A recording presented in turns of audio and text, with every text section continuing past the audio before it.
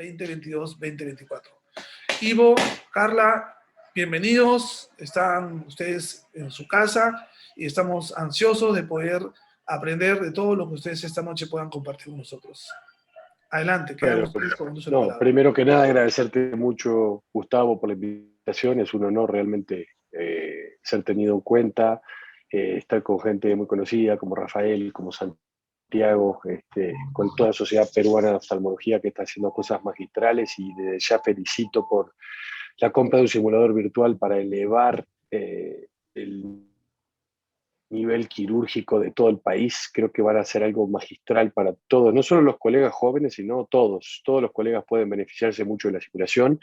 Y bueno, yo ya aproveché la situación para invitar a una gran amiga y una gran colega, a alguien que compartimos mucho la formación también, que es una excelente cirujana, y qué más que está haciendo un fellow de glaucoma en uno de los centros más importantes a nivel mundial, que, ¿no? Como país, Canadá es un país muy estructurado, que tiene buenos currículums, que tuvo un buen assessment, o sea que realmente trata la educación de una manera seria.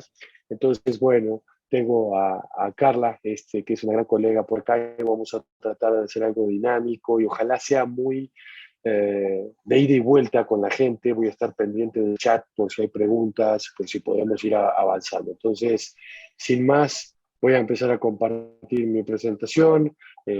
Como les decía, la que se va a robar el Joe hoy es Carla, porque ella justo está en imagínate, se enfrenta diario a una FACO en un paciente de glaucoma. Entonces, ¿quién más con tanta experiencia y con buena tecnología para poder comentaros un poco su experiencia? Para los que quieran, Ophthalmo University, también FACO Mentors en todas las redes sociales, ahí está siempre presente por alguna duda, alguna pregunta. Hay mucho también material en YouTube de lo que vamos a hablar. Y como siempre, los que ya me conocen, empezamos con un enfoque un poquitito, dando un paso hacia atrás, de qué significa enfrentarse a una facomulsificación con un paciente con glaucoma, ¿no? Entonces, me gusta mucho este concepto de este mindset, en el cual tenemos este triángulo de tres cosas que coaptan unas con otras, y uno tiene que cambiar un poco ese mindset de cirugía de faco, en la cual domina mucho la situación y sabe qué esperar con glaucoma. Puede ser una sorpresa en muchos pasos dentro de la faco. Carla, ¿qué se te ocurre a vos con respecto al mindset? Bueno, pues siempre hay que estar, creo que todos los que hacemos glaucoma y todos los que hacemos catarata en pacientes de glaucoma sabemos que un paciente con glaucoma siempre puede darnos una gran sorpresa. Son pacientes que van a ser siempre impredecibles, ¿no? Entonces siempre hay que ir con ese mindset de que no lo sabes todo, ¿no? Ir siempre dispuesto a que el paciente te enseñe a aprender de cada uno de los casos que vas teniendo y estar pues siempre un paso adelante, ¿no? Como dice Ivo, estos van a ser pacientes que, como dice aquí esta diapositiva, son pacientes que, como bien sabemos, pues las cataratas y el glaucoma muchas veces van a estar relacionados. Son enfermedades que se van a juntar en un mismo camino, ya que normalmente las vemos en pacientes de edad mucho más avanzada, ¿no? En los pacientes con glaucoma algún día van a tener catarata, y de igual manera va a haber pacientes con catarata que van a estar relacionadas al glaucoma. Y bueno, pues ya hemos dicho, pacientes de edad avanzada que de igual manera pueden tener implicaciones especiales, como vamos a ver un poquito más adelante, ¿no? Perfecto. Y viste que dijiste tres cosas que me encantaron, Carla. La primera, eso que dicen los gringos del awareness, ¿no? Estar al pendiente de que en cualquier momento puede pasar algo que cambie por completo la cirugía. Y eso se asocia mucho al estar un paso adelante de la cirugía, ¿no? Estar al pendiente, prevenir todo lo que puede pasar. Hemos visto mucho en el doctor Ike Ahmed, que siempre tiene ese concepto de yo prevengo mucho que pase cualquier cosa antes de que pase. Eso es mucho un experto. Y dijiste otra cosa que me encanta, que es el poder aprender, o sea, el poder tener la mentalidad correcta para aprender de los casos a los que uno se enfrenta, porque siempre son diferentes o siempre asocian cosas diferentes. Justo como lo decías, y tuvimos la hermosa visita ya por febrero de Gustavo, que vino a ver el tema de la simulación virtual, es cómo dividimos artificialmente la cirugía en Ophthalmic University y en el campus, y queremos repetir lo que es, no solamente tiene que ver con destrezas motoras, sino cómo tomamos decisiones en cirugía y cómo estamos desde el punto de vista mental. Porque cuando las cosas no van como uno quiere, uno tiende a ponerse muy ansioso y eso puede hacerle mucho daño a la cirugía. Entonces, recordar que en este tipo de casos tenemos que tomar buenas decisiones y tenemos que estar en el mejor estado mental. Tenemos un checklist acá muy al detalle de todo lo que es un preoperatorio de una FACO más glaucoma. Me encantaría, Carla, que fueras punto por punto, que son las que se enfrenta a esto diario. Claro, pues lo primero sería ver las características de un paciente con glaucoma. Yo a esto le llamo como el checklist mental prequirúrgico en cada uno de los pacientes con glaucoma que yo veo. Siempre, aunque sea un paciente que ya está o que ya forma parte de tu consulta, que ya conoces desde hace mucho tiempo, nunca está de más revisitar o ver otra vez cuáles son las características del glaucoma que tiene tu paciente, qué tipo de glaucoma tiene, porque como bien sabemos, el tipo de glaucoma que va a tener el paciente va a ser muy importante. Si es un ángulo cerrado, tiene ciertas implicaciones. Si es un paciente que tiene un glaucoma secundario a pseudoexfoliación, pues obviamente vamos a enfrentarnos a otros retos. Un glaucoma traumático igualmente puede traer muy, muy grandes retos importantes. Si el paciente tiene un glaucoma avanzado o no, también va a ser muy importante, ¿no? De igual manera, dependerá del tipo de glaucoma que tiene el paciente, como ustedes bien ya saben, pues qué impacto puede tener además la cirugía de catarata en ellos. Es bien importante reestadiar en dónde está tu paciente en el glaucoma. No es lo mismo tener un paciente que va a tener un glaucoma temprano que un paciente que va a tener un glaucoma avanzado, como sabemos, ¿no? En los pacientes que tienen un glaucoma avanzado, pues siempre va a estar la tentación de, ¿y si le hago algo más? O en el paciente que tiene un glaucoma moderado, que a lo mejor no está tolerando muy bien sus gotas, de igual manera va a estar esa pregunta, ¿no? Y si mejor me voy por una cirugía combinada, y si mejor hago una catarata con un mix, y si es muy avanzado, si mejor hago catarata trave o catarata válvula, pues va a ser muy importante y muy relevante. De igual manera, siempre es muy importante tener en cuenta a la hora de estadiar el glaucoma que pues los estudios de glaucoma, ya sean funcionales como el campo visual o estructurales como el OCT, se pueden ver afectados por la densidad de la catarata que tiene el paciente, ¿no? A la hora de hacer ese estadiaje va a ser muy importante tomarlo en cuenta también. Número 2, pues la exploración física, ¿no? Muchas veces, no sé si les ha pasado, pero a veces cuando tú ves a un paciente un año atrás, es un paciente que ves que podría tener algunas características de que tal vez tuviera pseudoexfoliación porque apenas estaba empezando. Y lo ves un año después y es un paciente que ya en alguno de los dos ojos tiene pseudoexfoliación en el reborde pupilar o en la cápsula anterior, ¿no? Y entonces, pues probablemente eso incluso podría cambiar el que pensaras en un glaucoma ángulo abierto, ahora por un glaucoma con pseudoexfoliación, ¿no? Y bueno, como pues todos los buenos glaucomatólogos y segmentólogos, siempre hay que saber cómo está el ángulo, ¿no? Si el ángulo de mi paciente está abierto o está cerrado, va a ser súper, súper importante a la hora de hacer una cirugía de catarata en un paciente que tiene glaucoma. Número 3, los medicamentos, ¿no? Va a ser importante establecer con el paciente si va a continuar con los medicamentos que tiene, si ya tiene gotas hipotensoras o si ya está con terapia hipotensora, pues mantenerla hasta la cirugía, ¿no? Aquí, Ivo, no sé tú qué opines acerca de el uso de los análogos de prostaglandinas, ¿los suspendemos, no los suspendemos? Gran controversia en la comunidad oftalmológica. Como ya bien sabes, artículos que dicen que sí, artículos que dicen que no. ¿Tú qué haces? Sí, yo actualmente los estoy suspendiendo, pero nuevamente, es como dices tú, creo que es algo tan controversial y cada quien tiene su propia receta, ¿no? No sé qué haces tú, Carlita. Pues yo se los dejo. Bien, por eso, viste, interesante. No, a mí me encanta el debate, ¿eh?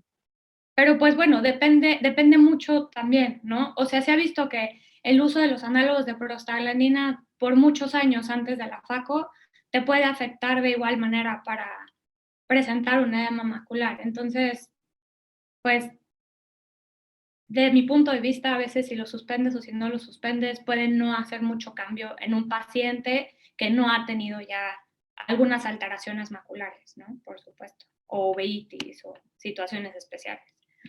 Número 4, pues, ¿cuáles son los tratamientos previos o cirugías previas que ha tenido el paciente? Van a ser importantes. ¿Por qué? Pues porque no es lo mismo hacer una FACO que tiene con un paciente que ya tiene una trave, o hacer una FACO en un paciente que ya tiene una válvula, o hacerlo en un paciente que tiene 2 válvulas, o que ya tuvo una trave que falló y ahora vas a hacer una FACO válvula, ¿no? No es lo mismo.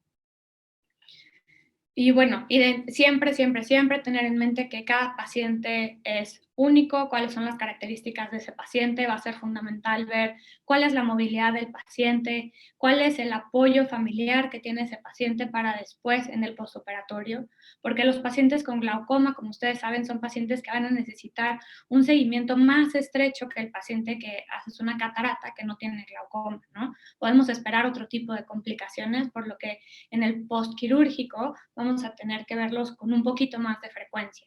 Y pues muy importante el que sigan usando sus gotas y que tengan una buena adherencia al tratamiento, ¿no? Número 6, la comunicación con el paciente es fundamental. Como ustedes bien saben, la consulta con el paciente de glaucoma es la mitad consulta y la mitad terapia. Esa es la realidad. Entonces, la comunicación con el paciente es fundamental, ¿no? Para que después no haya que, en México dicen a Chuchita la bolsearon, que quiere decir que a lo mejor ese paciente pensaba que iba a ser como su vecino, o como su amigo, o como su compadre, que le hicieron la catarata y a las 5 horas ya estaba viendo, o al día siguiente ya estaba viendo como cuando tenía 20 años, ¿no? Es bien importante explicarle al paciente con glaucoma que eso puede no suceder en su caso, ¿no? Si es un paciente sobre todo con un glaucoma avanzado, explicar que muy probablemente esos resultados no los vamos a obtener.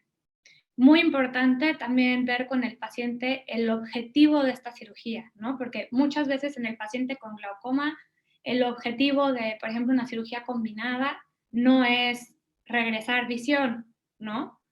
A veces podemos ganar un poco de visión, que es un plus. Sin embargo, muchas veces el principal objetivo de estas cirugías pues es mantener la presión en su lugar y frenar la progresión, ¿no? Muy importante decirle al paciente que estamos haciendo esta cirugía para mantener su visión, ¿no? Ahora sí que en glaucoma la cosa es ganarle tiempo al tiempo. Y la octava, como hemos estado diciendo, planear la cirugía de pi a pa. Yo, la verdad es que en México planeaba la cirugía en mi mente un poco más y no estaba acostumbrada como a hacerlo de una manera tan metódica, y cuando llegué acá empecé a ver que estos cuates entran con unas hojas y en las hojas traen sus dibujos y traen su lista y traen de todo. Y después me di cuenta que es porque a veces en los casos muy complejos las cosas no salen como querías. Y en un paciente con glaucoma muchas veces no puedes parar y pensar mucho tiempo. Puedes parar, puedes calmarte y puedes a lo mejor voltear a ver tu hoja en donde tienes tu plan B. Que muchas veces si tu cerebro no tiene tu plan B, ya lo tienes en tu hoja del plan quirúrgico que hiciste cuando estabas más tranquilo, ¿no?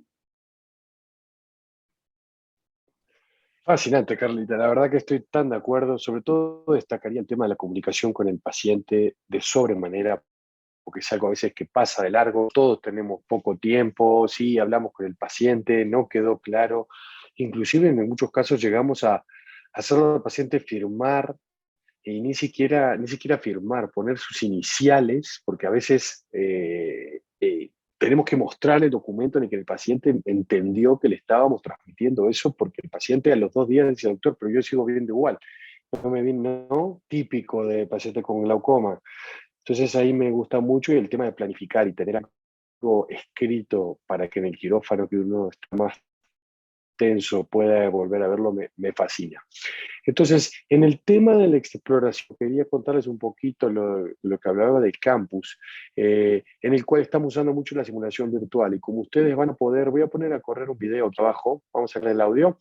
Eso pasó la semana pasada, perdón. Vamos a ponerlo de vuelta aquí sin audio. Esto pasó la semana pasada y ahí van a ver muchos simuladores virtuales y quería destacarle a ustedes cómo uno con simulador de visión virtual y como este concepto de piloto de avión que me gustó mucho, Carla, que también lo estabas tocando, cómo planificar y cómo hacer algo riguroso en lámpara de hendidura. En este caso tenemos simuladores virtuales de lámpara de hendidura, simuladores virtuales quirúrgicos, simuladores virtuales de todo tipo. Entonces creo que ahí es importante que ustedes sepan que con la simulación virtual uno puede aprender mucho y ahora la nueva lámpara hendidura simulada nos permite hacer una gonioscopía y yo quería destacar el poder de la goño, ¿no? La necesidad de hacer goño, de romper esa zona de confort y hacerla mucho y tener feedback de que uno está haciendo goño correcta, de hacer una goño dinámica, de entender las estructuras que está viendo. No sé qué otra cosa te gustaría agregarle acá en el tema de ese examen preoperatorio, Carla. Bueno, pues siempre importante, como dice Ivo, hacerlo de manera metódica, ¿no? Siempre ir de adelante hacia atrás. En los pacientes que tienen glaucoma, pues la conjuntiva va a ser muy importante porque hay que ver si tienen alguna cirugía previa, ¿no? Vamos a hablar creo que un poquito más en detalle de cómo manejar a estos pacientes.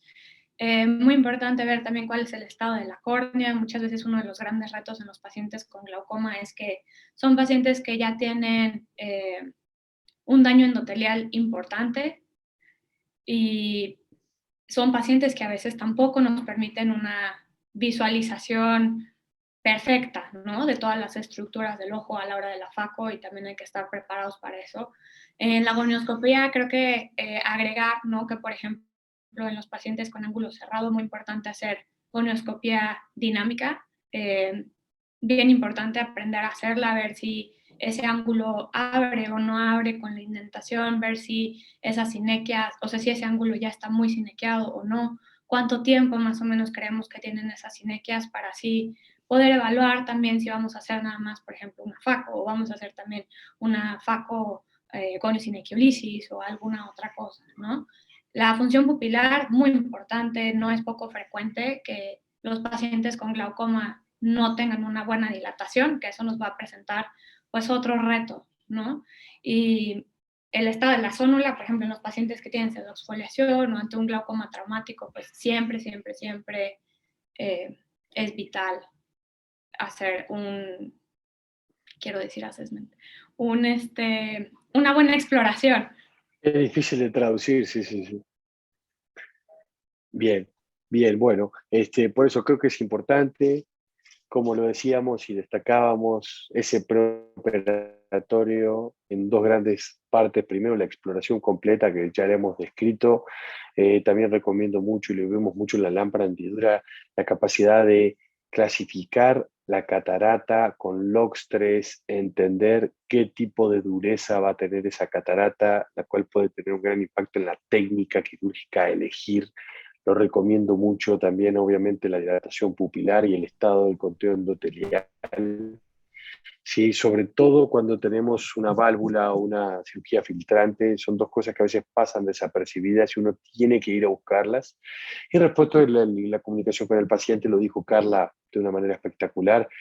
Realmente el manejo de expectativas del paciente creo que debe ser lo más importante, así como el resultado quirúrgico. No sé qué otra cosa te gustaría agregar, Carla.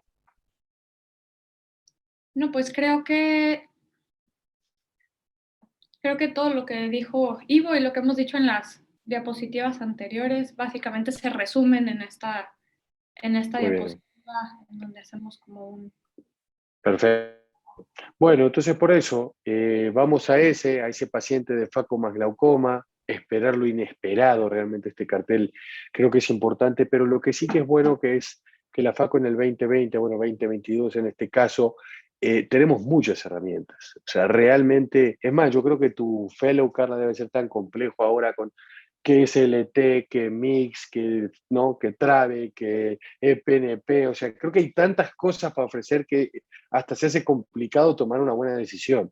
Pero bueno, yo creo que ahí es donde tenemos que ver bien y abrir esa caja de herramientas y empezar a contar. Entonces, en el reto número 1 va el tema de la anestesia.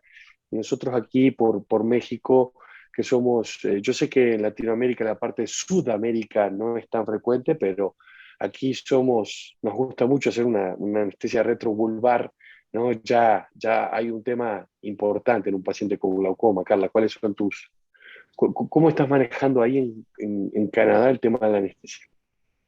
Pues sí, únicamente vamos a hacer una FACO, se hace solamente anestesia tópica y dependiendo del paciente, si es un paciente que es muy nervioso, pues se agrega además sedación, o si es un caso que es complejo, ¿no? Dentro de los casos de catarata con glaucoma, pues igual se echa la mano de la sedación. No es común usar bloqueos retrovulvares, a menos de que se vaya a trabajar algo en conjunto con retina, ¿no? E incluso muchas veces es preferido usar acá un bloqueo subtenoniano, que la verdad es que funcionan súper bien, abriendo nada más un espacio chiquitito en la conjuntiva inferior, disecando bien hasta el espacio subtenoniano y por ahí entrando con una cánula hacia, pues ahora sí que hacia el nervio o hacia retrovulvar, y se pone pues la anestesia con lidocaína simple, nada más. Perfecto, Pero no, muy yo creo lo mismo. Sí.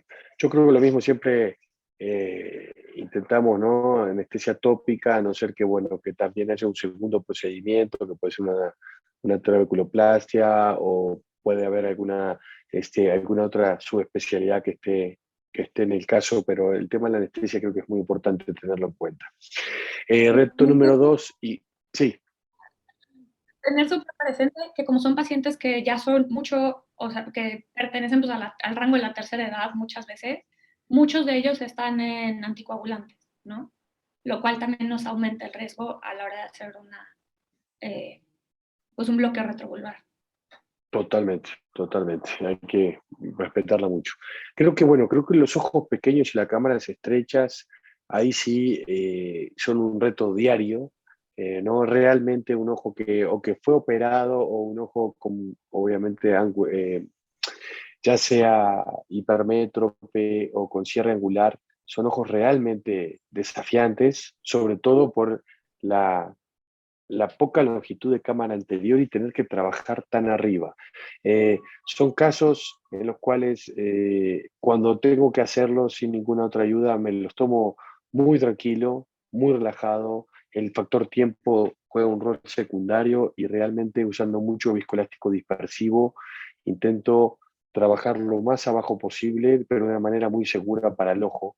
Y ahora, bueno, podemos hablar un poquito de la facodinamia, voy a dar unos tips de las cositas que hacemos ya en cirugía, pero bueno, siempre destacando acá hacer una incisión un poco más corneal, ¿sí? En algunos casos para trabajar un poquito más cómodos. Y lo segundo es el uso de algún deshidratante del vitrio o inclusive en algunos casos que son tan complejos hacer una vitrectomía pars plana inicial, ¿sí? Ya sea si alguien tiene experiencia, un retinólogo, pero creo que estos casos hay que tomárselos completamente diferente. Carla, ¿qué se te ocurre? Sí, bueno, los ojos pequeños, ya sea que tengan, o sea, que solamente sean un ojo pequeño, que además tengan el ángulo cerrado, que la mayoría van a tener ángulo cerrado, pero también tenemos ojos que no son tan pequeños que van a tener una cámara estrecha cuando son pacientes que tienen glaucoma con ángulos cerrados, ¿no? Sobre todo en los pacientes que es uno de los peores combos tener un ojo pequeño, un glaucoma avanzado y que además sea un glaucoma de ángulo cerrado, como ustedes saben, ¿no? Bien lo que decía Ivo, mayor probabilidad de pérdida endotelial. Creo que para mí definitivamente el mejor combo es usar tanto un viscoelástico dispersivo como un cohesivo. A mí, de las técnicas que más me gustan en cuanto a viscoelásticos es usar la concha suave, ¿no? En donde usas un viscoelástico dispersivo para proteger muy, muy bien tu endotelio y luego el cohesivo para ayudarte a mantener esa cápsula anterior del cristalino un poquito más aplanada, porque como bien sabemos, muchas veces son ojos que tienen cámaras anteriores estrechas, pero que también tienen un cristalino que a veces protruye un poquito a través de la pupila, ¿no? Eso yo creo que todos lo hemos visto en un paciente con cámara muy estrecha y a veces nos ayuda el aplanar un poquito esta cápsula para poder hacer de una manera más sencilla nuestra capsulorhexis, ¿no? Y súper, súper valioso lo que tú decías, Ivo, siempre tratar de hacer esa incisión un poquito más corneal. Cuando creo que al operar, si tu abordaje es superior y vas un poquito más corneal, no hay mucho problema, pero cuando el abordaje es temporal, hay que cuidar no irse entonces demasiado corneal, porque el ojo se mueve demasiado hacia nasal, ¿no? Y a veces, cuando es un paciente con glaucoma, en quien creemos que más adelante hay que hacer una trave, por ejemplo, hay que preservar esa conjuntiva siempre. Como ustedes saben, la conjuntiva es como oro, y pues a veces hay que escoger ese abordaje temporal, ¿no? Nada más cuidado de no ir muy, muy corneal, porque sí va a ser mucho más complicada la cirugía en lugar de facilitarnos. Y pues sí, van a ser cirugías en ojos que el iris va a estar dando lata casi todo el tiempo, ¿no? Es muy, muy común en estos ojos que vaya a estar dando lata. Creo que más adelante vamos a ir un poquito más a los detalles de la cirugía, ¿no, Ivo? Sí, sí, totalmente. Y sin olvidarnos del tema del cálculo del lente en estos casos, que como sabemos, justo estos ojos hipermétropes de cámaras estrechas, son en los cuales el cálculo de la posición efectiva del lente es la más difícil y podemos tener errores importantes de cálculo del lente, más que demostrado que ya hay que usar fórmulas de cuarta generación y en justo estos casos Barrett ha demostrado ser la mejor fórmula. Hay una fórmula superior a Barrett, que es la fórmula de Olsen, pero lo que pasa es que es muy difícil de acceder a ella, ya que está o en los Lensar o hay que pagarla en internet, y Barrett es ¿no? de acceso gratuito. Pero recuerden mucho que en estos casos una fórmula de cuarta generación que mide la longitud de cámara anterior y tiene la capacidad de tener una mejor posición efectiva del lente es fundamental. Entonces acá en estas cámaras estrechas tenemos un caso genial de Carla, en la cual me gustaría que fueras describiendo, Carla. Bueno, pues este era un paciente con glaucoma de ángulo cerrado, un ojo con una longitud axial corta, ¿no? Y creo que otra de las grandes cosas bueno, estos son abordajes temporales, porque acá les gusta más el abordaje temporal, y vamos a ver eso que decíamos, ¿no? Cómo está protruyendo el iris todo el tiempo. Para tratar de ayudarnos con ese iris se puede tratar de poner viscoelástico incluso sin entrar a la cámara anterior, solamente para empujar ese iris. En el caso de que eso no se logre, siempre podemos, por el puerto accesorio, tratar de poner un poquito de viscoelástico para empujar ese iris, con o sin la pieza de mano adentro, como vemos aquí. Importante que cuando el iris está bloqueando la herida, no tratar de entrar a veces con la irrigación prendida o en paso 1. Muchas veces se puede llenar la cámara un poquito de viscoelástico para empujar ese iris, después de, por supuesto, ya haber descomprimido un poquito, porque la principal razón por la que el iris se va a empezar a salir es que tú tengas una presión positiva que viene de la parte de atrás del ojo, o que haya mucha presión adentro del ojo. Lo más común es que el ojo esté un poquito sobrellenado de viscoelástico y que a la hora de hacer la hidrodisección, como pasa en este video, y poner un poquito de presión extra o un poquito extra de fluido, protruye el iris, ¿no? Entonces lo que hay que hacer es presionar en la herida principal, tratar de sacar viscoelástico primero, ese sería el primer paso, y el segundo paso, si es que vas a continuar con tu faco, ¿no? A continuación, o sea, vas a introducir tu pieza de mano, es hacerte ese espacio con el viscoelástico, ya sea, como decíamos, entrando por el puerto principal y poner solamente un poquito, lo suficiente para meter ese iris o entrar por el puerto accesorio y hacer un movimiento como de barrido mientras se inyecta un poquito de viscoelástico para mantener ese iris en su lugar, y posteriormente entrar con la pieza de mano, que puede ser en posición 1, pero también es recomendado entrar en posición 0, o sea, en seco, ya que tienes ese espacio, y ya dentro del ojo, posición 1. Muy importante que la incisión sea autosellante, ¿no? Entre más autosellante sea nuestra incisión, mejor. Entre más pequeña sea la incisión, a mí me gusta la incisión de 2.1, no sé, para estos casos, a ti, Ivo. Digo, en general, a mí me gusta la de 2.1, pero más en estos casos porque me ayuda a mantener más la fluídica y la estabilidad dentro de esa cámara anterior, ¿no? No, absolutamente. Y creo que es muy importante acá también destacar que hay maniobras para reponer el iris de una manera muy sencilla, y uno se pone a veces a batallar mucho con ese iris que empieza a perder pigmento y que después puede generar, ¿no? Una gran atrofia. Tenemos unos videos después, a los que quieran, me escriben por el chat o ahí les paso el link, que no lo tengo acá a mano, o por Instagram, Ivo Ferreira MD o lo que sea, les paso unas maniobras muy cortitas y muy sencillas de cómo reponer el iris, que creo que son muy buenas. Como lo hablábamos hoy entonces, creo que es importante destacar este concepto de manitol, de vitrectomía pars plana en este tipo de reto, o inclusive, porque nosotros por escuela con Carla, que vivimos de Conde de Valenciana, habitualmente hacemos la incisión principal primero, justo en estos casos hacer una incisión, un puerto accesorio primero, y generar, ¿no? Colocar viscoelástico para tener un mejor control de esa incisión primaria. Creo que son tres cosas a tener mucho en cuenta, Carla. No sé si tenés algún otro comentario al respecto. No, sí, nada más, lo único que quisiera agregar para estos ojos es tener dos posibles complicaciones siempre en mente y que hay que aprender a identificar durante el transcurso operatorio, ¿no? Durante la cirugía, que sería una maldirección del humor acuoso, ¿no? Que van a ser bastante comunes en estos pacientes, y la segunda sería aprender a identificar cuando estamos ante una posible hemorragia coroidea, ¿no? O una hemorragia expulsiva ya al final. La verdad es que a mí solamente me ha pasado una vez tener una hemorragia expulsiva, no sé a ti, Ivo, y justo fue con un paciente de glaucoma. En ese año que estuve adscrito, uno de los R4 subió por primera vez con glaucoma, que ya es así como premio, ¿no? Subir a hacer las de glaucoma, y me habló, y es que tengo una maldirección del humor acuoso, y es que ya le pasé manitol, ya me esperé, pero no puedo. Llego, trato de empezar a formar la cámara, no se puede, le estoy poniendo el punto y empiezo a ver una sombra atrás.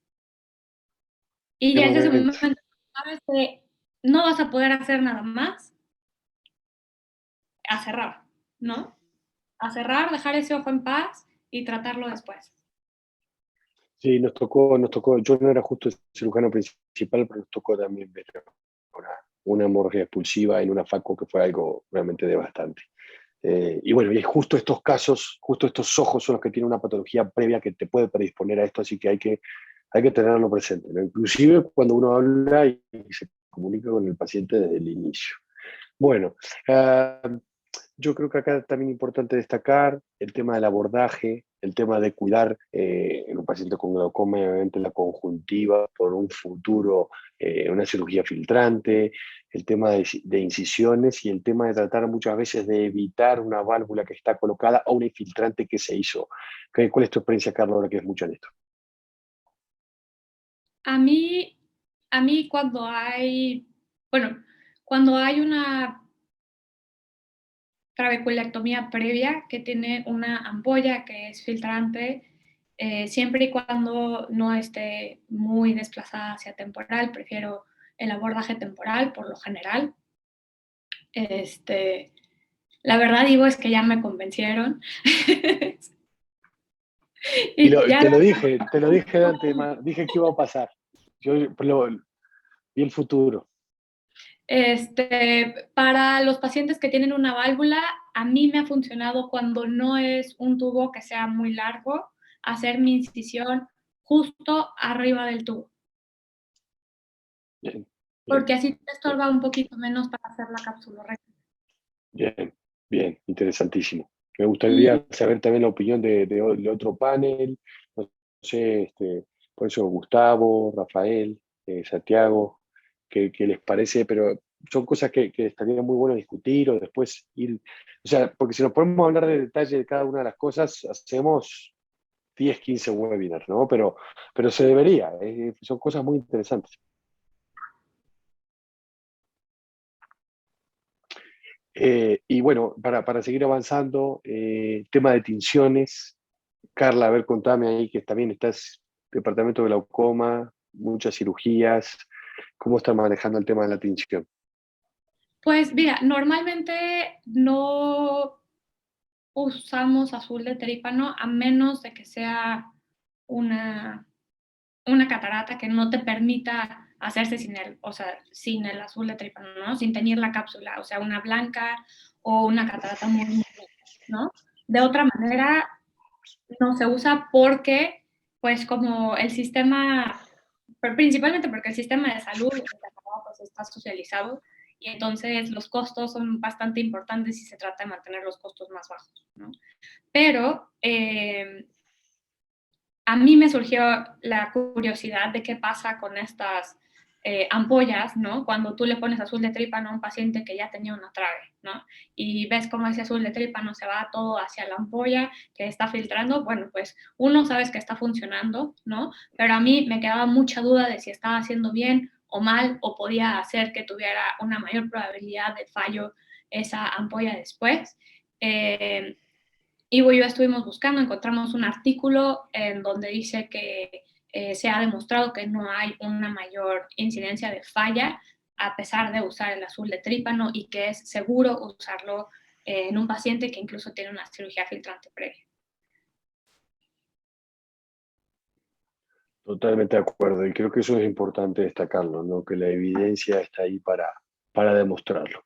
Bueno, con respecto a evitar decompresiones, acá creo que sí hay uno de los grandes tips para los que no están tan acostumbrados a este tipo de casos. Creo que es muy importante, algo que vamos a hacer mucho ahí, que yo creo que ahora está ya la base de estar en una facu normal. O sea, el tema de evitar decompresiones en un ojo, en una faco, es extremadamente importante y hay que tener mucho cuidado cuando uno se sale de la cámara anterior.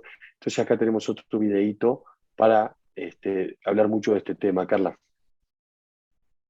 Pues principalmente, como ustedes saben, pues el objetivo de evitar esas descompresiones es evitar otras complicaciones como es una hemorragia supracoroidea o a la larga una expulsiva, ¿no? Entonces, en los pacientes con glaucoma, pues como ustedes ya bien saben, son muy, muy, muy sensibles a este tipo de descompresiones rápidas. Entonces, a mí me gusta siempre salir, o sea, una vez que voy a salir, obviamente, si mi incisión es lo suficientemente autosellante, pues va a ayudar también, ¿no? Entonces, a la hora de, tienes tu pieza de mano adentro y a la hora de que vas a salir, introduces a través del puerto lateral, ya sea viscoelástico o solución salina normal, al tiempo que pasas a posición 0 con tu pieza de mano y sales. Y es solamente inyectar un poco a través del puerto lateral para evitar la descompresión. Y si vas a después poner más viscoelástico para introducir tu lente, pues ya lo puedes hacer por el puerto de que sea de tu elección, ¿no? Si quieres ya puedes cambiar a la mano derecha para usar tu puerto principal, pero lo relevante aquí es evitar esa descompresión rápida. Absolutamente. Y nuevamente destaco a alguien como Ike, que lo hace hasta en una facu normal y a veces nosotros no lo hacemos y creo que ni siquiera tenemos que entrar en el concepto de que el viscoelástico puede ser caro. O sea, no hay nada más caro que tener una complicación que uno puede evitar por el evitar decompresiones. Creo que es uno de los tips más importantes del día de hoy. Evitar picos hipertensivos, ¿no? Esto también creo que otro tema importante, que muchas veces tenemos mucho viscoelástico detrás del lente, no mucha gente que en su aspiración del viscoelástico se mete por detrás del lente para aspirarlo, y esos picos postoperatorios en las primeras 24 horas pueden ser de bastantes, Carla. Y pues sí, no, bueno, a mí me gusta ver a los pacientes que tienen glaucoma siempre en las primeras 24 horas. No sé, bueno, creo que en México yo nunca vi al menos que pasar más de 24 horas sin que tuvieras a tu paciente. Acá ahora con COVID hay pacientes a los que incluso solamente les hablan y hola, ¿cómo está? ¿Todo bien? ¿Tiene dolor? ¿Cómo va su visión? ¿Todo bien? Órale, perfecto, nos vemos en 3 semanas. Y yo digo, al principio decía, ¿qué? ¿Qué es esto? ¿Cómo? ¿Qué les pasa? ¿No? Están locos. Pero bueno, así es como lo han tenido que estar haciendo por el COVID. A mí me gusta ver a los pacientes que tienen glaucoma en las primeras 24 horas. Hay un estudio en donde se pusieron a ver al cuánto tiempo más o menos, si es que estos pacientes iban a hacer un pico de presión, hacían ese pico de presión. Y la respuesta fue que hasta el 30% de esos pacientes hacían el pico hipertensivo en las primeras 24 horas. Entonces, pues con mayor razón, verlos en esas primeras 24 horas, a mí me parece lo mejor, ¿no? Incluso muchas veces si los ves el mismo día por la tarde, si los operaste en la mañana, encuentras el pico hipertensivo y ya no es un paciente que en la noche te va a estar hablando porque tiene muchísimo dolor, porque tiene náusea, porque tiene una presión de 50, ¿no? Sino que si lo ves por la tarde y tiene una presión, pues yo diría más o menos arriba de 25, puedes siempre presionar un poquito en el labio de la herida y hacer que salga un poquito de viscoelástico o de humor acuoso, y muchas veces eso les ayuda en lo que les empiezan a ayudar un poquito más los hipotensivos. Excelente, totalmente de acuerdo. Jair, para ir terminando, quedan dos casos, dos debates, discusiones, pero bueno, la clave, un paciente con una trabeculectomía previa, ¿no? Qué importante es también el manejo de la ampolla intraoperatoria, cómo cuidarla, cómo tratar de hacer todo lo posible para no dañarla. ¿Cuáles son tus insights ahí, Carla? Pues yo creo que lo más importante o lo que todos queremos evitar es hacer que falle esa cirugía, ¿no? O crear factores que hagan que falle esa cirugía. Muchas veces no es fácil en un paciente con glaucoma, como ya dijimos, hay muchísimos retos, muchas veces son pupilas pequeñas, hay que hacer un poquito de stretching pupilar, poner ganchos, todo eso genera un poquito más de inflamación. A veces son cataratas que son más complicadas y eso también puede generar más. Aquí sería hacer la cirugía tan simple y rápida como sea posible, ¿no? Simple para no generar inflamación, y a menor inflamación, pues menos probabilidad de que falle esta cirugía o bueno, la cirugía previa, ¿no? Que sería la trave, y la rapidez, pues igual, ¿no? Nos va a generar menos inflamación. Ahora, que como decía Ivo, ¿no? El tratar de hacerlo tan simple y rápido como sea posible no quiere decir que la voy a hacer rápido y por eso se me va a complicar, ¿no? Quiere decir que lo voy a hacer de manera efectiva o tan efectiva como sea posible, evitando las complicaciones, ¿no? Con el plan quirúrgico que ya tenía. Ahora, siempre en el glaucoma está ese gusanito cuando tienes un paciente que a lo mejor esa trave no está funcionando como tú quisieras y pues ya vas a entrar a quirófano y pues ya le vas a hacer una faco, y qué tal si le trato de hacer un needling, qué tal si le trato de revivir esa ampolla, ¿no? Siempre que vemos un ostium que está tapado, dices, bueno, pues ya voy a estar dentro del ojo, qué tal que ave interno le trato de abrir ahí tantito y luego ave externo le hago un poquito de needling. Y pues yo creo que eso depende mucho de cada paciente, depende de... Yo pensaba que dependía mucho de cuánto tiempo tenía esa cirugía. Me he dado cuenta que no mucho. Hay pacientes que tienen una trave que de hace 13 años que está un poquito plana y después del needling funcionan perfecto. Hay pacientes que no, ¿no? Entonces, pues es muy independiente de cada paciente, y creo que además lo que he visto en glaucoma es que todo es muy independiente de cada cirujano y de la experiencia de cada cirujano. Ahora sí que aquí, pues ustedes, Santiago, Rafael, Gustavo, tendrán mucho más experiencia que yo en esta área, y cualquier comentario súper aceptado por mí y por Ivo, por supuesto. Y bueno, el seguimiento más estrecho en el postoperatorio, muchas veces dejar el esteroide más frecuente para evitar esa falla. Y lo otro es que, pues, anecdóticamente se ha descrito que se puede poner una inyección subconjuntival de 5-FU. Hay después estudios que dijeron que en realidad no iba a ayudar mucho a evitar la falla, pero pues, ustedes en su experiencia, ¿qué han visto?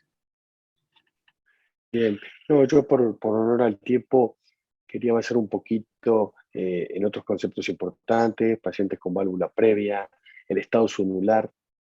Más que felices con Carla después de dar otros webinars que tenemos con respecto a todo lo que implica una debilidad subnular, porque estos ojos pueden tenerlas, que son ojos complejos, después tenemos gachos especiales a la bolsa, segmentos de AMED, suturados, esclera, todas estas cosas también las hacemos de forma simulada. Para todos los que quieran aprender nuevas técnicas, creo que el mejor lugar es un ambiente simulado y después ponerlo ya con algo de movilidad y entendimiento de cómo se va a comportar en un ojo humano. Y yo para terminar tengo este gran concepto, ¿sí?, del tema de facodinamia, que es algo que ha pasado con tecnología que se los quería destacar que hemos hecho últimamente, y es el tema de la facodinamia. Y esto es como yo veo que a veces hago algunas cosas bastante extrañas, pero esto es como yo veo en la facodinamia, como veo el ojo. Lo veo como esa pecera en la cual arriba, ¿no?, esa línea que ven ahí es el endotelio, ese que nunca te perdona. La veo como esta pecera a la cual le agregamos un lente conectado a las paredes con unas piolitas que son las ómnidas, ¿no? Entonces ahí, así es como mentalmente hablo con la gente que por primera vez se enfrenta a la faco. Les digo que algo entra al ojo, que habitualmente era por la gravedad, y que algo sale del ojo, y que eso que sale por una bomba, que habitualmente es una bomba peristáltica que rueda, ¿no? Eso nos da el aspiration flow o el flujo de aspiración que tan rápido pasa la catarata. Y lo que destruye lo pongo como un martillo neumático, que es el ultrasonido que hacemos, ¿no? Me gusta ser muy esquemático. Habitualmente entonces estábamos habituados a tener algo de gravedad en lo que es la irrigación de lo que entra al ojo. Pero ahora ha cambiado mucho y los usuarios en este caso, que no tengo ningún conflicto de interés con Centurión, estamos hablando de Active Fluidics, que ahora ya ha dado un siguiente salto a Active Sentry. Vamos a hablar un poquito de esto. Lo que pasó entonces fue que la gravedad que era lo que hacía que el agua entrara al ojo, se cambió por una bolsa que se comprime lateralmente y te genera una presión intraocular adentro del ojo. ¿Ok? Eso fue lo que cambió con este nuevo aparato, pero hace unos meses lo que ha cambiado nuevamente es cambió algo en el software, cambió algo en el hardware del aparato, pero nos dieron ahora una pieza de mano, la cual tiene un sensor de presión intraocular en la pieza de mano. Es una pieza de mano mucho más livianita, es una pieza de mano que cambia y podemos hacer cirugía con ella. Entonces quiero que la vean solamente funcionando en un stand, ¿ok? Y que vean un simple, es una especie de ejercicio en el cual la pieza de mano aquí está, mira, en el aparato, el Active Sentry es este AS que está ahí, y lo que genera entonces es este nuevo sensor de presión intraocular que ya está en cámara anterior, que tiene la capacidad de responder más rápido y de ajustarse más. Entonces, miren lo que pasa cuando uno no tiene el Active Sentry prendido y cierra y ven una oclusión. ¿Vieron cómo se comprime esa camarita? ¿Qué quiere decir? Que esa es la respuesta inclusive del Active Fluidics al search. Vamos de vuelta. Perdón que me fui ya. Vamos atrás de vuelta con el video. Entonces, sin el Active Sentry, yo simulo la oclusión con una pieza de doble vía y vieron cómo se comprime. En el momento que acá le picamos al Active Sentry y simulamos la oclusión de vuelta, miren lo que es eso. Justo lo que decía Carlos, la decompresión o el surge prácticamente no existe más, debido a que el aparato puede sensar lo que está pasando en vivo dentro de la cámara anterior. Entonces quiero que me vean un poquito ahí. Este es un video corto y yo ahora estoy mucho con el concepto de hacer videos que muestren lo que pasa fuera del quirófano y no adentro, porque ya estoy cansado de videos de YouTube que siempre muestran lo mismo. A mí me gusta lo que pasa afuera. Entonces en la imagen superior izquierda estoy ahí yo haciendo una faco con 20 de presión. O sea, Creo que miren abajo, los que puedan ver de cerquita, eso equivale a una botella de 27 centímetros de agua. O sea, imagínense, yo hice mi R4 con un Infinity y mi botella de cuadrante no bajaba de 95. ¿No? O sea, vos, Carla, te tocó también un poco, pero después ya hiciste el cambio a Centurión. Y en realidad, Carla, con su generación, cuando entraron, fueron los que empezaron a bajar la botella. Y decía, usted está loco, está poniendo botellas bajas. Me acuerdo clarísimo de esa discusión.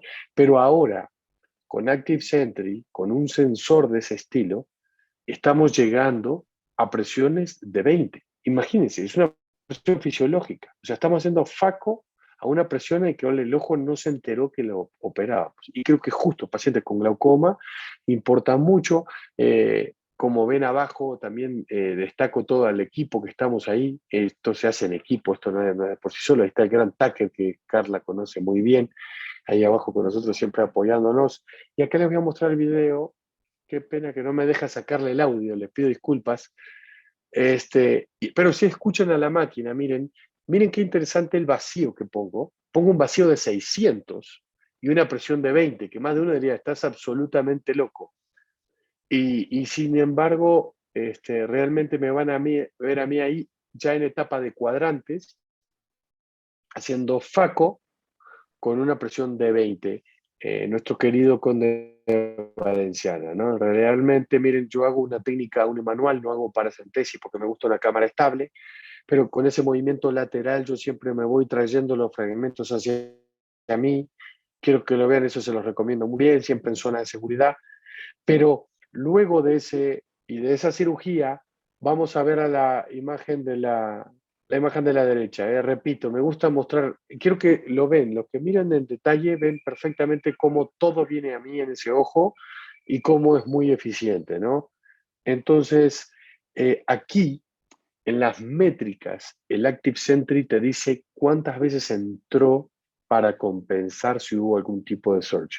Y ahí en ese caso, no me acuerdo muy bien, creo que fue que entraron 3 veces. O sea que el aparato es tan eficiente que entra pocas veces y uno puede hacer una FACO con una presión de 20 y con vacíos muy altos. O sea que es una cirugía eficiente, sin presión alta y realmente creo que cambia el paradigma de lo que vamos a ver en el futuro en este tipo de casos. Y bueno, las córneas realmente el otro día son de un paciente que parece que no fue operado, ¿no? Entonces, ya para terminar, bueno, agradecerles el tiempo, agradecerles tiempo de estar acá con nosotros, que fue mucha gente, la verdad que impactado la cantidad de gente, agradecerles la invitación, realmente es un honor y nuevamente yo siempre, cada excusa que puedo, quiero traer a Carla acá con nosotros, que tiene mucha experiencia en esto y a ver si después la pueden contactar para dudas, preguntas, porque ella está, imagínense, en un centro de alto volumen, pero también de alta academia. Entonces creo que eso es algo genial, en donde gente hace cosas con mucha academia presente y bueno, destacar mucho eso. Me gustó, Carla, me quedo con el prepararse, con el planificar, con escribir algo, inclusive para ese momento que uno se pone muy, ¿no? Se estresa mucho y lo pueda disfrutar. Y siempre estar aware, ¿no? Estar preparado para que todo cambie de manera muy brusca. Sí, No, claro, bien. pues muchas gracias, Ivo, gracias por la colaboración y gracias también a la sociedad peruana. Muchas gracias por invitarme. Gracias a ustedes, gracias Ivo, gracias Carla, realmente nos han hecho ver paso a paso una cirugía de glaucoma y catarata y evaluar en cada momento en el cual podemos tener alguna complicación, ¿no? Siempre he pensado que para poder evitar una complicación, tienes que conocer en qué momento la puedes originar o se puede originar. Si uno identifica en qué momento es cuando ocurre una complicación, es pues en ese momento donde uno puede tener algunos tips, algunos plus, algunas condiciones especiales justo para evitarlas. Y eso es un poco lo que hemos visto esta noche con ustedes, detalladamente, paso a paso, hemos podido ver, observar, refrescar, recordar y aprender siempre cosas nuevas. Eh, Santiago, si me ayudas ahí por favor, con el chat, si hay alguna pregunta. Mientras, algo que yo, por ejemplo, no suelo hacer, o no hago en realidad, es ver con el azul de tripán el tema de la ampolla. Cuando ha pasado, es cuando me ha pasado accidentalmente realmente, ¿no? Pero es algo que no, no lo tengo en mi práctica.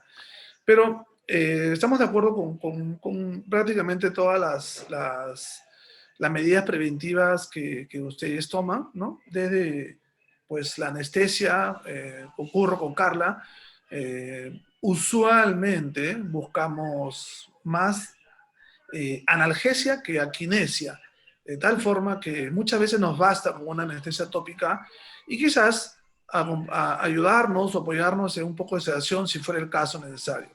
Y en lo personal, evito siempre, mientras que pueda, evito una anestesia regional, porque realmente en los hospitales que trabajamos son hospitales de referencia y en la práctica privada un poco también es lo mismo. Entonces recibimos pacientes pues con nervios ópticos en estadios prácticamente terminales y que siempre hay también el temor del síndrome del Guayab. Entonces, es una razón por la cual también evitamos utilizar las anestesias regionales, salvo en casos que, bueno, como bien lo mencionó Carla, debemos hacerlo, ¿no?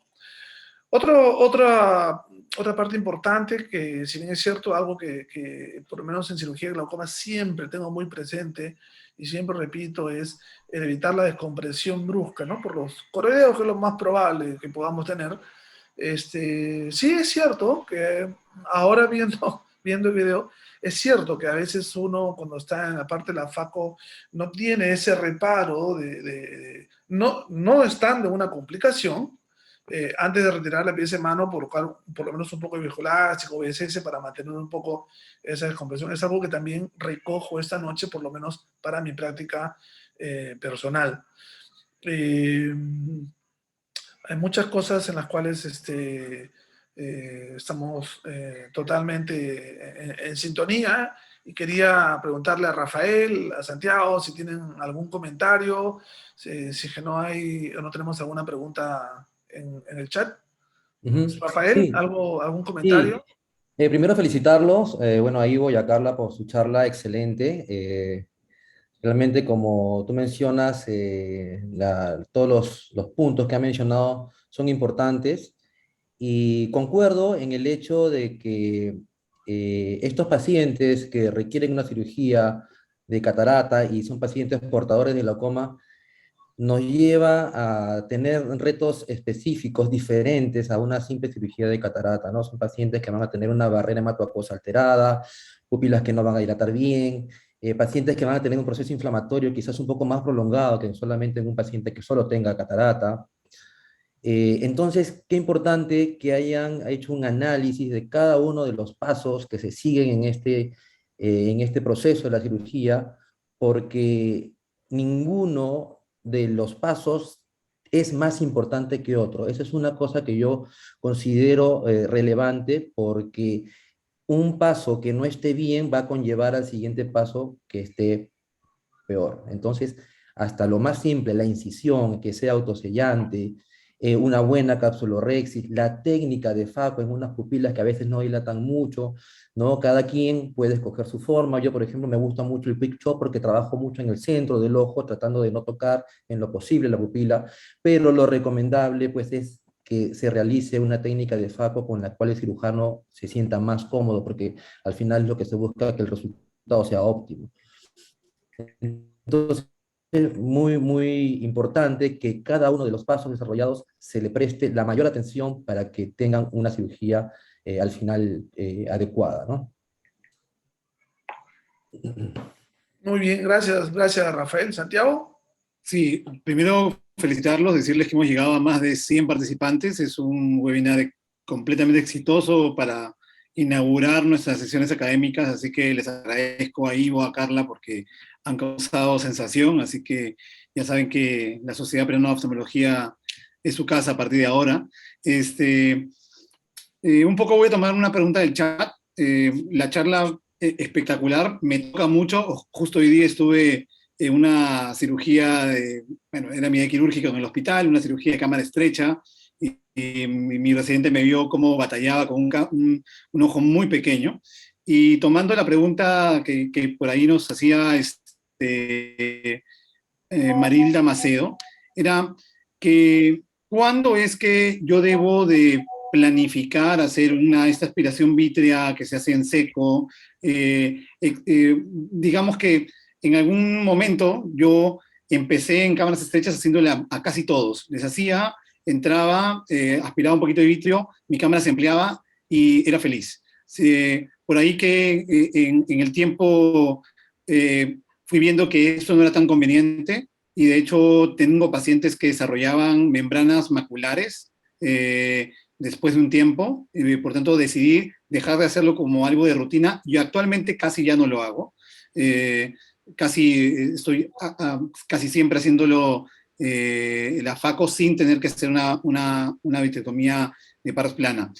¿Hay algún parámetro? Porque no existe en realidad una publicación tan puntual, ¿no? Algunos dicen una cámara menor de 1 milímetro, pero ¿qué es lo que ustedes, que podrían decirnos al respecto de cuándo se debe tomar la decisión? O la decisión hay que tomarla en el momento, cuando ves que ya ingresaste y que está prolapsando y que el ojo se pone como lo que es un hard rock, una piedra, y en ese momento es una maniobra de Chandler para descomprimir en ese caso.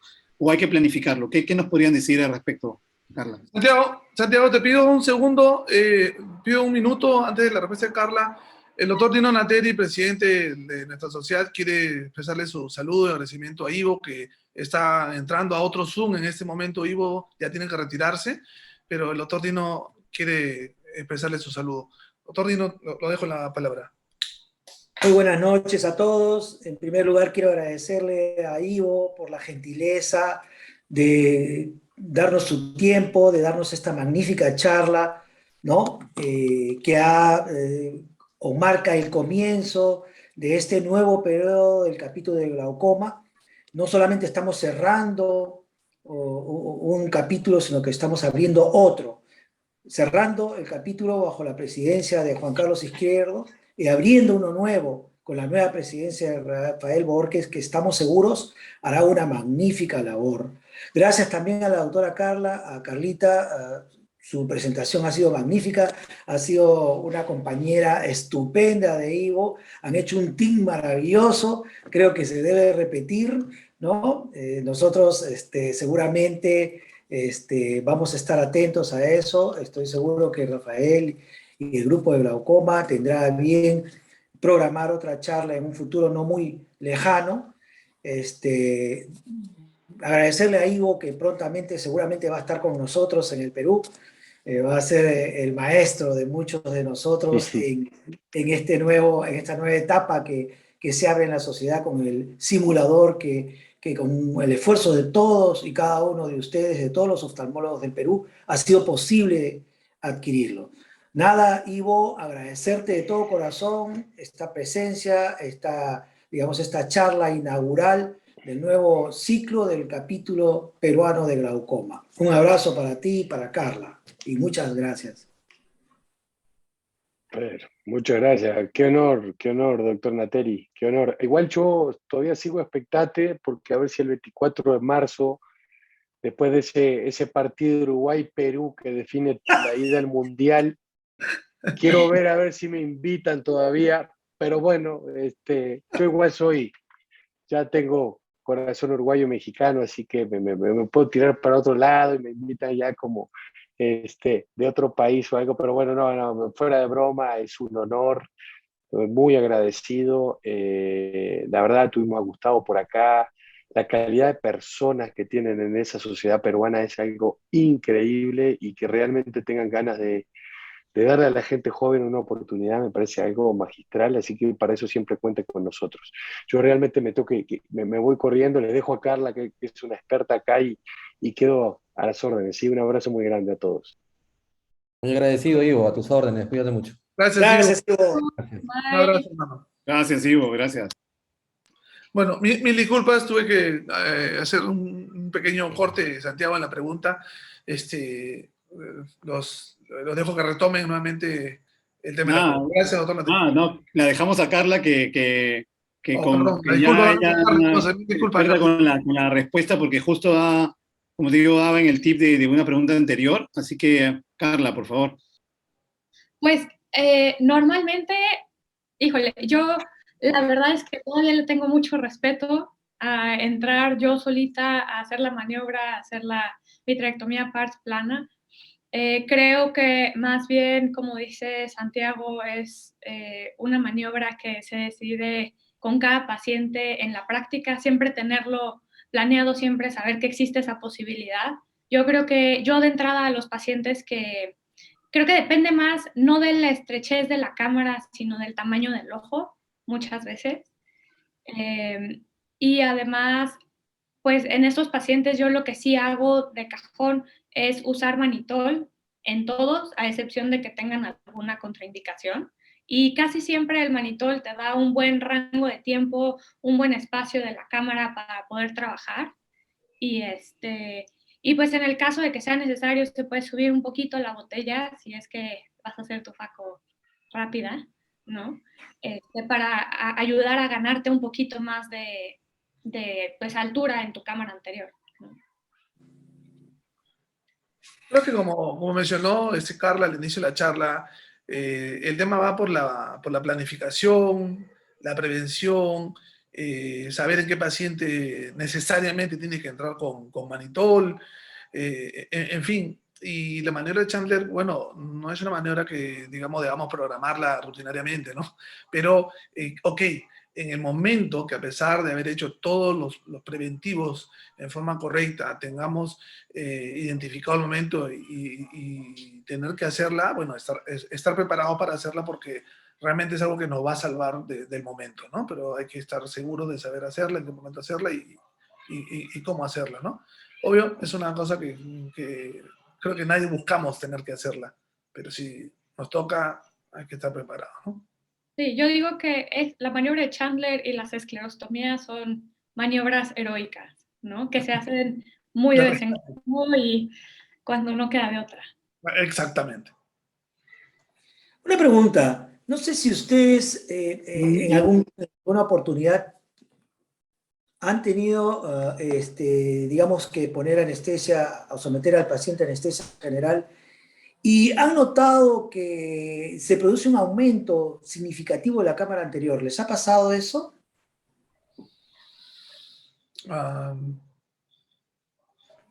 Bueno, más cuando utilizamos sustancias que van a deshidratar el vítreo, ¿no? Como manitol, esto sí, pero realmente pocos pacientes han tenido la necesidad de tener que operarlos con general y personalmente yo no he observado este escenario, maestro Anteni. Personalmente yo no sé si Santiago, Rafael, Juan Carlos, Carlitos, alguien haya tenido esta experiencia, ¿no? Pero personalmente no sé si Carla. Y bueno, yo por lo menos tampoco he usado general, a lo más un poco de sedación, pero no lo suelo manejar así, o es entre tópica, perivulvar y por ahí un poco de sedación, nada más.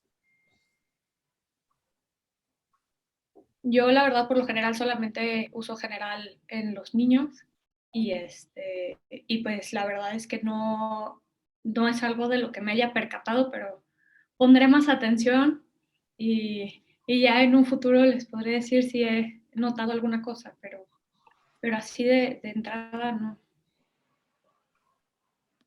Vamos a estar más atentos, todos. Así es. Bueno, Gustavo, no veo más preguntas. no, sí, sí, hay una, perdóname Gustavo que te corte, quería no cortar, dos preguntas a ver si pueden ayudarnos a discusión. Una es sobre, bueno, hay sobre uso de fentoláser para las cataratas, si esto podría favorecer en algunos casos de glaucoma, quizás el femtosegundo para las cataratas. Y yo quería hacer una pregunta, a ver si entraba a discusión también sobre uso de lentes premium, qué tanto esto puede ser algo de discusión, por lo menos a pacientes con glaucoma con daño perimétrico yo no lo uso. No sé si ustedes piensan en este caso, entonces quedan las dos preguntas por ahí en el tintero. Si el uso de lentes premium lo consideran en pacientes con daño perimétrico, y lo otro es si es que creen que el FENTO o alguien tiene experiencia, yo no por lo menos, para lo que es, en estos casos catarata, ¿tendría alguna ventaja? Yo no tengo mucha experiencia, la verdad, usando el femto con pacientes en específico con glaucoma, entonces no podría decir si hay en realidad como algún beneficio extra, aparte de, o sea, independiente de hacerlo en unas manos expertas, ¿no? Creo que... Sí, también, además del beneficio que te puede dar el mismo Fento, las cosas que se conocen, beneficio para la cirugía, especialmente de glaucoma y catarata, no la tengo clara, es algo que yo no tengo experiencia en ello. En cuanto a lentes premium, tampoco. Lo que yo sí podría compartir es que, por ejemplo, en aquellos pacientes que tienen defecto perimétrico, periférico, pero una buena visión central, yo sí tengo bastante buena experiencia con los lentes, los AHAMS, ¿no? Que, si bien es cierto, sigue siendo un monofocal, pero de visión extendida. Bueno, si el paciente goza de ese beneficio de tener una buena visión de lejos y una bastante aceptable visión intermedia. Esa experiencia sí la podría compartir. Otro tipo de lentes premium, personalmente yo no entro en ello, no tengo experiencia en ello. Sé que hay otros colegas de otros lugares que sí lo hacen, ¿no? Pero Bueno, en realidad yo sí tengo más o menos una buena experiencia. La verdad que yo estuve muy interesada en ese tema del uso de lentes multifocales cuando recién apareció. Y bueno, yo manejo muchos pacientes con glaucoma y muchos pacientes se les planteaba la posibilidad de eso. Y realmente me aventuré bastante con varios pacientes y hay una contraindicación, por supuesto, pero es una contraindicación relativa. Y yo he visto un buen funcionamiento en lentes multifocales siempre y cuando el campo visual realmente no esté muy afectado, sea algo pequeño, no sea un escotoma marcado que podría tener una progresión también quizás a un corto plazo, ¿no? En general, mis resultados en pacientes con un glaucoma moderado que no tiene un daño campimétrico importante han sido bastante buenos. Por este lado te podría dar mi experiencia, ¿no? Y estuve informándome, por supuesto, sobre gente que estaba haciendo este tipo de cirugías y básicamente llegaban a esa conclusión. Obviamente, en un paciente que tenga un campo visual comprometido es totalmente contraindicado, ¿no? Pero si tenemos un campo visual bastante aceptable, entre comillas, sí los resultados son bastante buenos y si ahí mantienes un buen control de la presión y el glaucoma se estabiliza bastante, realmente el paciente desarrolla muy buena visión y la verdad que tengo pacientes operados ya hace mucho tiempo y hasta ahorita están pues leyendo sin lentes muchas veces y sintiéndose bastante cómodos. Entonces, yo lo recomiendo, sí, pero solamente en pacientes que el campo visual tú veas que todavía no ha sido en una afectación importante. Incluso bueno, incluso con los lentes multifocales o más con lentes EDOF. Sí, el EDOF se podría usar incluso en pacientes que ya con un glaucoma franco, porque es prácticamente un monofocal. Hablo de los lentes multifocales en pacientes con glaucoma, pero que el campo visual no está muy comprometido. Lentes multifocales, pero en un inicio, o quizás en un grado moderado, pero inicial, ¿no? Claro, porque el principal problema o el principal conflicto también sería, individualmente del daño al campo visual, sería la Ya. sensibilidad al contraste, ¿no? Exacto, sí se nota una cierta disminución en la sensibilidad del contraste, pero igual los beneficios suelen ser marcados para el paciente en el tema de la presbicia, la visión del lejos. Pero sí, efectivamente, sí, se ve una disminución en la sensibilidad del contraste que muchas veces no representa ser un prejuicio respecto al beneficio que tiene con el lente. Ujú. Claro. Sí, sí, sí, es un tema bastante controversial, una discusión aún bastante abierta. sobre todo porque depende mucho de esta pequeña línea entre ver si va a haber algún cambio sobre todo eso, ¿no? En la sensibilidad de contraste del paciente, o pensar que podría ser un glaucoma que va a empeorar en algún momento y que vamos a tener o sea, que si progresa, va a tener algún grado de problema, ¿no? Pero sí, definitivamente yo casi no trato de no ponerlo en esos casos, pero sí, en algunos casos evalúo bien la velocidad con la que está empeorando, si el paciente realmente tiene algún grado mayor de riesgo, la edad del paciente, la expectativa también, ¿no? Es una discusión que da para bastante, ¿no? Así es, así es. Yo me aventuré con algunos casos y la verdad que, bueno, como te digo, pensando en un glaucoma que, no, que esté bien controlado y que vea que no pudiera haber una progresión importante. Y bueno, en realidad ha ido bien, ¿no? En los casos que he visto. Pero en los que sí va genial es en estas cámaras estrechas Ah, claro. que tienen aumento de la presión, pero no tienen un glaucoma hipermétropes, son felices, ¿no? Perfecto, Ojo que perfecto. sí, como lo mencionaba Carla y Ivo, ahí el cálculo del lente con fórmulas especiales para ojos cortos es muy importante, porque obviamente ahí está el factor de error en ojos muy pequeños, pero estos pacientes que tienen cámaras estrechas y que les ponemos lentes multifocales son felices, o sea, felices, ¿no? Sí, ese paciente hipermétrope siempre va a ser el más agradecido, ¿no? Y pues nosotros acá, bueno, yo igual acá, como decía el doctor Áviles, tenemos bastante experiencia con lentes de rango extendido como el Vivity y el iHands, y la verdad es que tanto con uno como con el otro, los pacientes, a pesar de tener glaucomas tempranos, incluso moderados, son bastante felices y tienen un muy buen impacto en su calidad de vida. Genial. Solo quería hacer un pequeño comentario retomando un poco lo de las cámaras estrechas. Nosotros siempre estamos acompañados en estos casos de nuestro querido amigo, el doctor Guillermo Riati, que es retinólogo, es un famoso retinólogo del Perú, y a él le encargamos siempre que nos haga esta vitrectomía mínimamente, ¿no? Y nos proporcione una buena cámara anterior para poder trabajar, ¿no? Sobre todo nos comenta él en los casos en que se tenga patologías sistémicas, ¿no? La vitrectomía mínima la hacemos cuando tenemos cámaras muy estrechas, donde vamos a prever muchísimas dificultades para hacer la facomulsificación.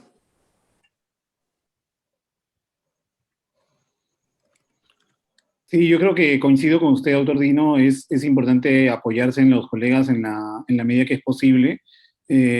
Como le decía, yo empecé a hacer mucho esto y al inicio me tocó algunos casos donde, obviamente, yo sin ser retinólogo, entrar a poner un trócaro o hacer una incisión en pars plana, alguna vez me comí una cámara posterior antes de comenzar la fac, o sea, entonces, mejor es dejar en manos de quien sabe hacer eso, porque así en los videos lo veamos fácil o pensemos que puede ser algo que podemos hacer nosotros mismos, no es algo que debemos tener digamos, con tanta ligereza. Hay que siempre apoyarse en los que mejor lo saben hacer, ¿no?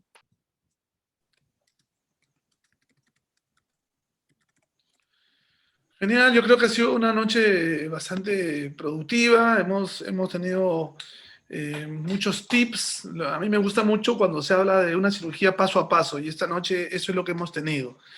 Es más, disfruto mucho cuando se disgrega la cirugía en paso a paso y empezamos a identificar los momentos, lo que puede ocurrir, lo que puedo evitar, cómo puedo evitarlo. Y creo que eso es lo que esta noche hemos tenido grandiosamente con la charla de Ivo y de Carla, a quien le agradezco inmensamente. Como te dijo Santiago, esta es tu casa. Esperamos que no sea esta la primera vez. Esperamos contar contigo en otras oportunidades. Y ahora con este mundo virtual las cosas van a ser mucho más sencillas aún. Así que no te extrañes que por ahí te estemos conectando para hacerte alguna otra invitación. Seguramente ya en el próximo capítulo dirigido por Rafael. Quiero agradecerte en nombre del capítulo Primero de Glaucoma, en nombre de la Sociedad Peruana de Oftalmología, Creo que todos estamos muy, muy satisfechos con tu participación. Nosotros vamos a pasar a un tema administrativo que probablemente ya no tenemos por qué aburrirte con ello, pero quiero igual invitar al doctor Dino para que seguramente él quiere agradecerte también personalmente tu participación esta noche a nombre de todos nosotros, ¿no? A nombre de todos nosotros. Doctor Dino, lo dejo a usted. Muchas gracias, Gustavo. Y nada, nuevamente agradecerte, Carla, la gentileza que has tenido de acompañarnos esta noche, de ser partner de un gran profesor como es el doctor Ivo Ferreira. Te auguro los mejores de los éxitos y como dice Santiago, como dice Gustavo, esta es tu nueva casa. Esperamos que estés siempre con nosotros en las oportunidades que podamos requerirte. Muchas gracias nuevamente por tu gentileza de brindarnos esta charla. Gracias. Gracias a nombre de todos los oftalmólogos que esta noche han podido acompañarnos en esta magnífica charla que nos has brindado.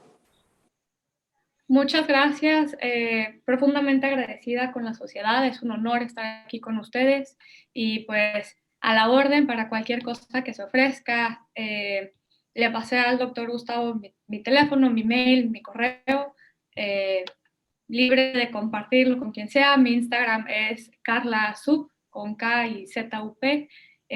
Va a estar en el Instagram de Ivo, por si alguien tiene alguna pregunta, igualmente me pueden contactar por ese medio. Y nuevamente, muchas gracias, ha sido todo un honor. Y bueno, los dejo para la segunda parte. Espero nos podamos ver junto en persona. Gracias, Carla. Muchísimas gracias, Carla. Hasta luego. Nos vemos, Carla. Gracias.